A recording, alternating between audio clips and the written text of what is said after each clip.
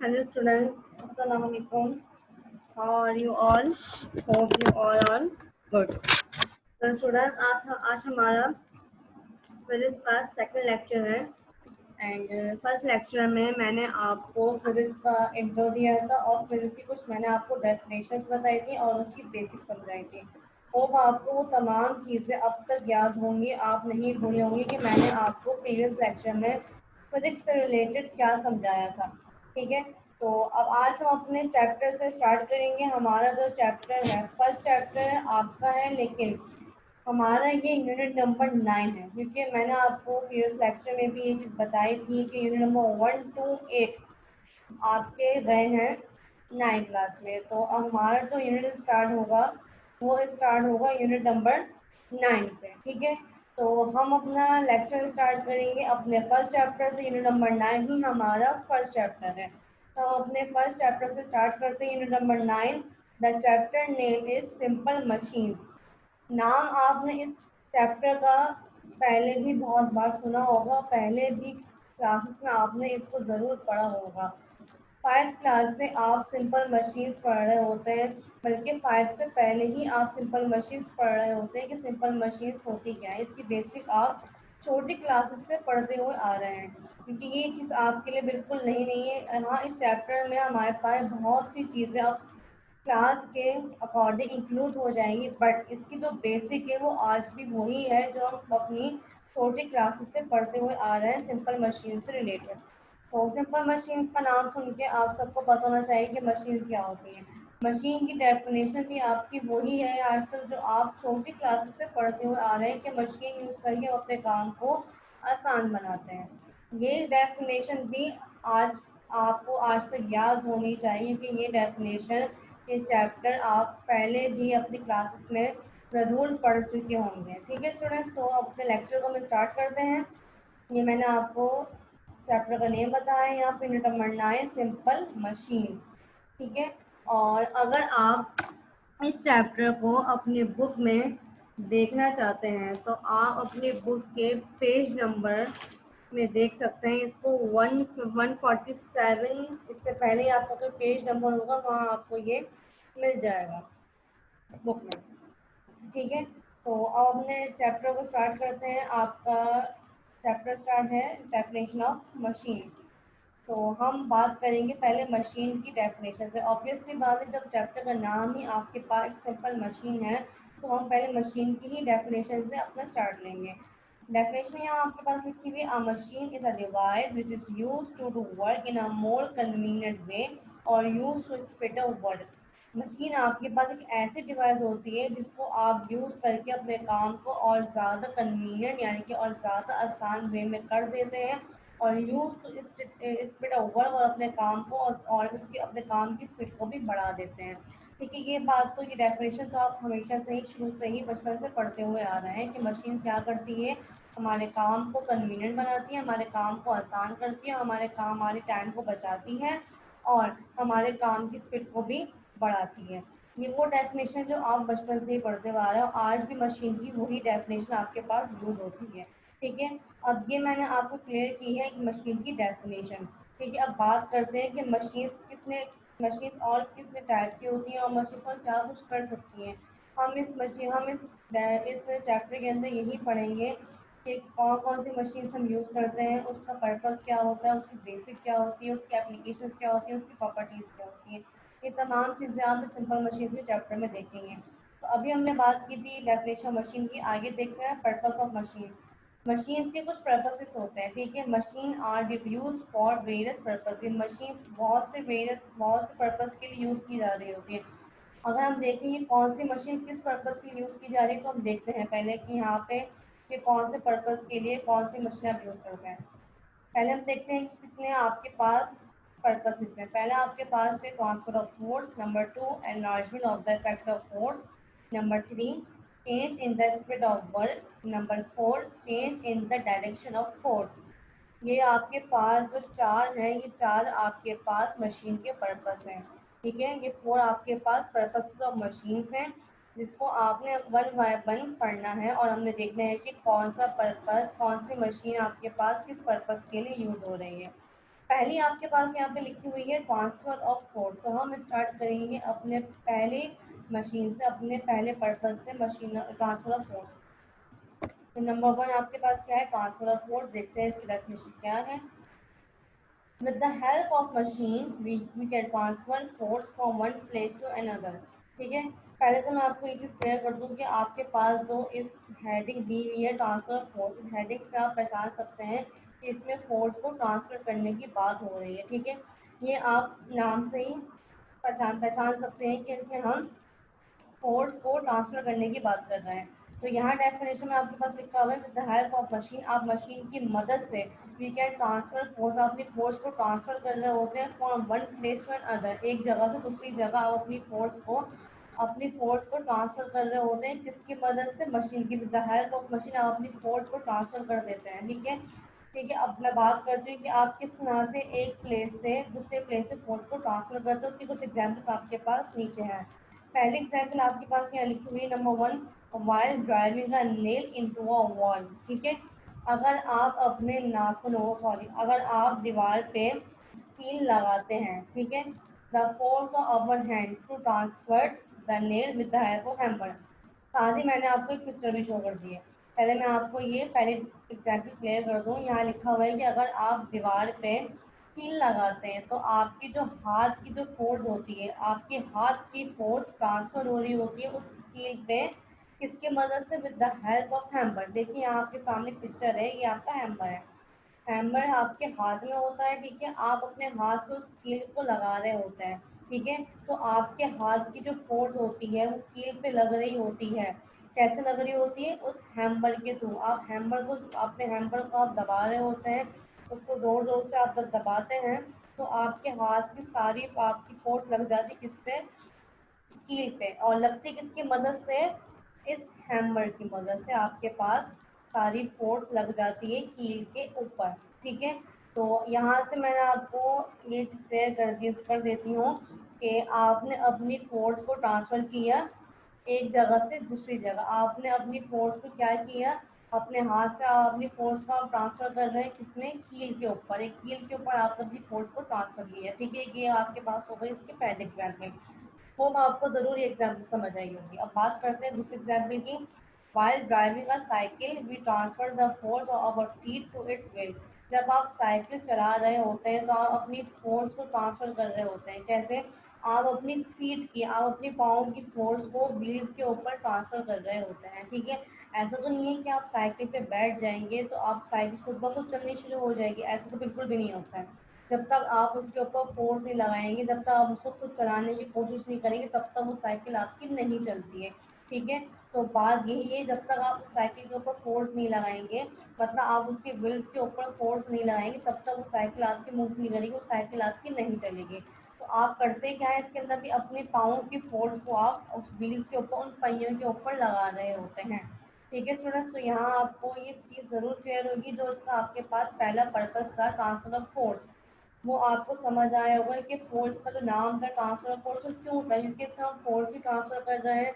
और force transfer करने के आपके पास बहुत से तरीके होते हैं। ठीक है, ये तो मैंने आपको सिर्फ यहाँ दो एग्जाम्पल्स दिए, इसके अलावा भी और बहुत सी फोर्स होती हैं और बहुत सी एग्जाम्पल्स होती हैं जिसमें आप अपनी फोर्स को ट्रांसफर कर रहे होते हैं एक जगह से दूसरी जगह।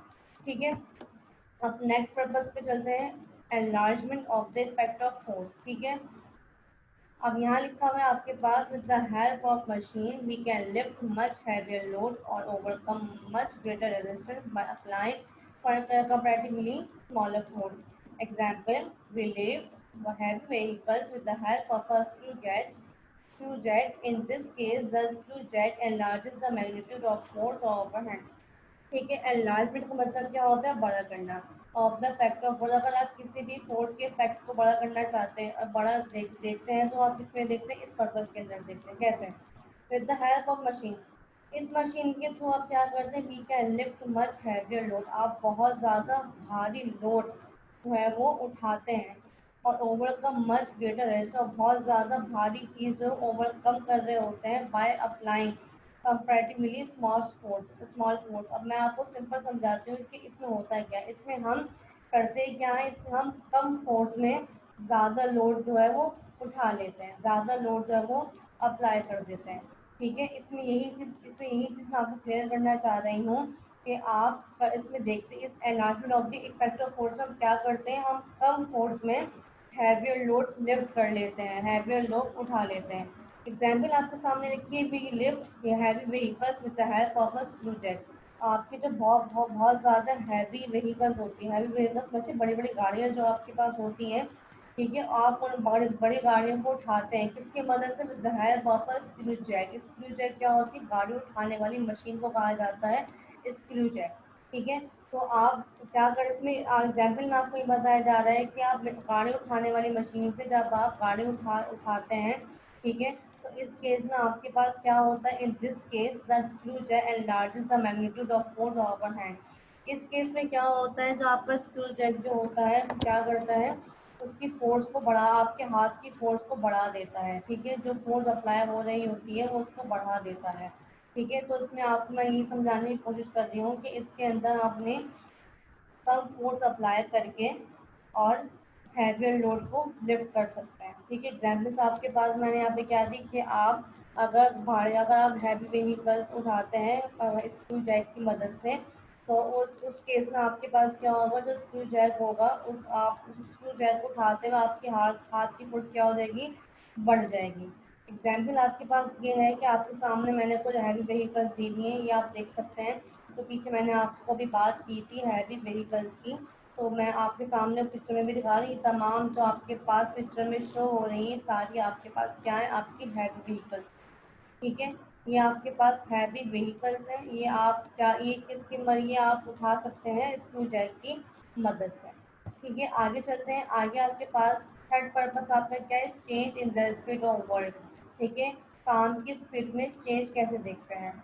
Some machines are used to increase the speed of work. Example, by using a bicycle can travel larger distance than by foot in the same interval of time. By in some cases, machines are used to reduce the speed of work. Example, use of gear in a car.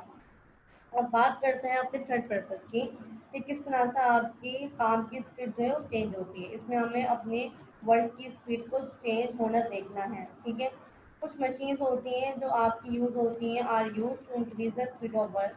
कुछ मशीनें हम use कर रहे होते हैं अपने काम की स्पीड को बढ़ाने के लिए। ठीक है, कुछ मशीन आप अपने काम की स्पीड को बढ़ाने के लिए कर रहे होते हैं। तो इस change in the speed of work में क्या है, हम यही देख रहे हैं कि कुछ मशीन्स हैं जिनसे हमारे काम की स्पीड क्या हो रही है, इंक्रीज हो रही है, बढ़ रही है। ठीक है, example, by using a bicycle. अगर आप बाईसाइकिल यूज करके आप ट्रैवल कर सकते हैं अपना लार्जर डिस्टेंस। ठीक है, अगर आप एक बाईसाइकिल यूज करके अपना लार्जर डिस्टेंस ट्रैवल कर सकते हैं, उस फूड अगर आप मैं अगर बात करूँ, आप अगर आप फूड से कोई लार्ज डिस्टेंस कवर करेंगे तो आपको बहुत ज़्यादा टाइम लगेगा। ठीक है, अगर आप खुद चल के एक पैदल चल के आप एक लंबा सफ़र तय करते हैं तो उसमें आपको बहुत टाइम लगेगा। लेकिन अगर आप वही सफ़र उस बाईसाइकिल के थ्रू करेंगे तो वही जो आपका लार्जर डिस्टेंस जो होगा वो क्या हो जाएगा, वो कम टाइम में कवर हो जाएगा। ठीक है, तो यही है कि इसमें आपकी काम की स्पीड बढ़ गई है। सही है, किसकी वजह से बढ़ी, क्योंकि हमने ऐसी मशीन यूज़ करी जिससे हमारे काम की स्पीड बढ़ गई। हमने क्या किया, by using a bicycle can travel large, जिससे हम बाईसाइकिल को यूज़ करते हुए अपना लार्जर डिस्टेंस ट्रैवल कर सकते हैं। किसकी जगह, अगर आप बात करें फूड की जगह, तो फूड पे तो आप एक लार्ज डिस्टेंस कवर कर सकते हैं, लेकिन उसके लिए आपको टाइम भी तो कितना लगेगा ना। आप ये देखें, जो डिस्टेंस आप अपने पैदल चल के 2 घंटे में तय कर रहे हैं, वही सफ़र आप 1 घंटे में बाईसाइकिल में कर सकते हैं। तो इससे क्या होगा, आपका टाइम का फ़र्क आ जाता है। ठीक है, तो बाईसाइकिल पे आप लार्जर डिस्टेंस कवर कर सकते हैं इन केस, लेकिन आप फूड पे नहीं, अपने पैदल से चल के आप नहीं कर सकते, लेकिन उसमें आपको टाइम बहुत लगेगा। ठीक है, उसी टाइम में आप क्या कर सकते हैं, अपना बाईसाइकिल के थ्रू अपना लार्ज डिस्टेंस ट्रैवल कर सकते हैं in the same interval of time.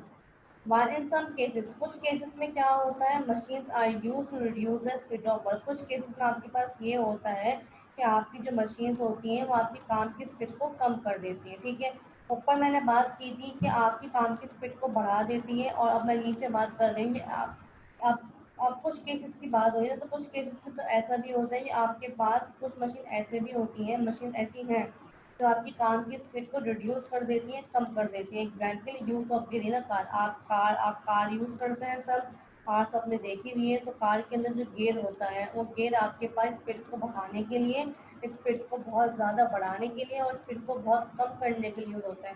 ठीक है, एक गाड़ी में आपके पास 4 गियर होते हैं। वो 4 गियर क्यों होते हैं? ताकि आप गाड़ी को बहुत कम कम चला सकें, नॉर्मल चला सकें, तेज़ चला सकें, बहुत तेज़ चला सकें। ठीक है, ये आपके पास 4 गियर होते हैं। तो ये जो 4 आपके पास गियर होते हैं, या आपके पास जो कम वाला जो गेयर होता है वो इसलिए होता है ताकि आपकी जो काम की जो स्पीड है वो उसको रिड्यूस करता है, कम कर देता है। ठीक है, तो ये आपके पास रिड्यूस वाली जो बात थी उसकी एग्जाम्पल आपके पास क्या आती, कार का जो गेयर होता है, ये आपकी एग्जाम्पल थी। ठीक है, अब बात करेंगे अपने लास्ट पर्पस की, change in the direction of force. Some machines are use to change the direction of the force. कुछ मशीन ऐसी होती है जिनसे फोर्स की डायरेक्शन चेंज हो जाती है। ठीक है, इस हेडिंग का नाम आपके पास था change the direction of force, यानी कि फोर्स की डायरेक्शन चेंज होना। कुछ मशीन ऐसी होती हैं जो आपकी डायरेक्शन चेंज कर देती है फोर्स की, जैसे कि एग्जाम्पल है while राइजिंग और lifting the bucket of water from a well we use a pulling. ठीक है, अगर आप पानी का बकेट जो है वो क्या करते हैं, एक कुएं के अंदर, एक वेल के अंदर लिफ्ट करते हैं। ठीक है, तो उसके लिए आप क्या यूज़ करते हैं, पुली यूज़ करते हैं। ठीक है, we use a pulley, pulley use की जाती है। आपके सामने पिक्चर भी शो कर देती हूँ, ये आपके सामने पुली है। ठीक है, ये आपके पास रखा हुआ है बकेट ऑफ वाटर, पानी का बकेट रखा हुआ है, इसको आप इस वेल के अंदर डालेंगे। ठीक है, तो उसके लिए आपको क्या यूज़ करनी पड़ेगी, पुली, ये आपके पास लगी हुई है पुली। ठीक है, इस पुली के थ्रू आप क्या करते हैं, इस पानी की बकेट को कुएं में डाल के पानी खींच रहे होते हैं।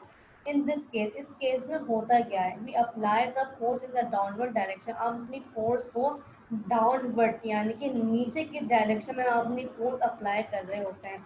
कुछ फोर्स आप ऊपर की तरफ करते हैं, लेकिन इस केस में, पुली वाले केस में, अगर आपने फोर्स लगाते हैं तो आप लगाते हैं डाउनवर्ड, यानी कि आप नीचे की तरफ फोर्स लगा रहे होते हैं। while the bucket move in the upper direction, और आप बकेट को मूव कर रहे होते हैं, अब ऊपर की डायरेक्शन में मूव कर रहे होते हैं। ठीक है, लेकिन फोर्स आप कहाँ लगाते हैं, फोर्स तो आप नीचे की तरफ लगा रहे होते हैं। जब तक आप नीचे झुककर उस बकेट को फोर्स लगा के खींचेंगे नहीं, तब तक वो बकेट आपके पास ऊपर भी नहीं आएगी।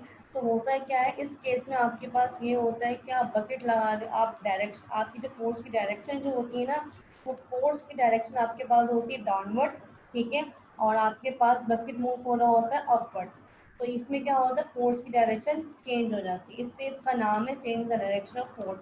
क्योंकि होता यही है कि आप जब बकेट ऑफ वाटर कुएं के अंदर डालते हैं, तो आप उसके बाद उस बकेट ऑफ वाटर को डाउनवर्ड डायरेक्शन में खींच रहे वो अपवर्ड लेकर आ रहे होते हैं, नीचे ले जाकर उसको वापसी ऊपर लेकर आ रहे होते हैं। ठीक है, तो ये जो डायरेक्शन होती है ये आपकी चेंज हो जाती है। ठीक है, तो इस चेंज ऑफ डायरेक्शन ये आप क्या करते हैं, इस पुली के अंदर देखते हैं, इस एग्जाम्पल में आप देखते हैं। ठीक है, अब आपको ये चीज़ क्लियर हो गई होगी कि चेंज डायरेक्शन ऑफ फोर्स, ये फोर्स की डायरेक्शन कैसे चेंज होती है कि आप डाउनवर्ड फोर्स लगाएं और अपवर्ड आपके पास डायरेक्शन आ रही हो।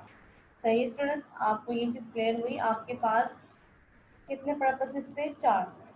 आज मैंने आपको आपका न्यू चैप्टर स्टार्ट करवाया, new chapter, first chapter, unit number 9 था, सिंपल मशीन।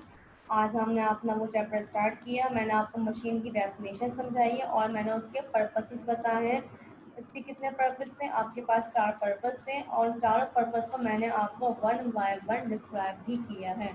और आपको हर एक पर्पस ज़रूर समझ आया होगा। अगर आप बार बार इस वीडियो को रिव्यू करेंगे तो आपको और अच्छे से हर एक पर्पस का बेसिक समझ में आ जाएगा।